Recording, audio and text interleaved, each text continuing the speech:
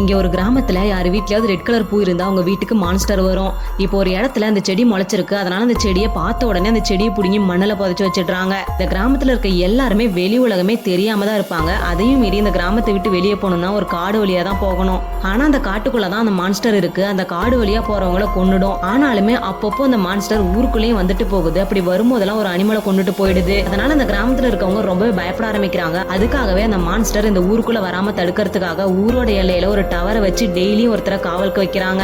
இப்படியே போயிட்டு இருக்க ஒரு நாள் இந்த மான்ஸ்டர் ஊருக்குள்ள வரும்போது ஒரு பையன் பார்த்துடுறான். உடனே அங்க இருக்க பெல் அடிச்சு ஊர்ல இருக்க எல்லாருக்குமே எச்சரிக்கை கொடுக்குறான். இந்த சத்தம் கேட்டதுமே எல்லாருமே வீட்டுக்குள்ள ஓடிடுறாங்க. ஹீரோவும் முடிஞ்ச அளவுக்கு எல்லாருக்குமே ஹெல்ப் பண்றான். ஆனா ஹீரோயின் மட்டும் ஹீரோ வந்தாதான் உள்ள போவேன்னு சொல்லிட்டு வெளியவே வெயிட் பண்றா.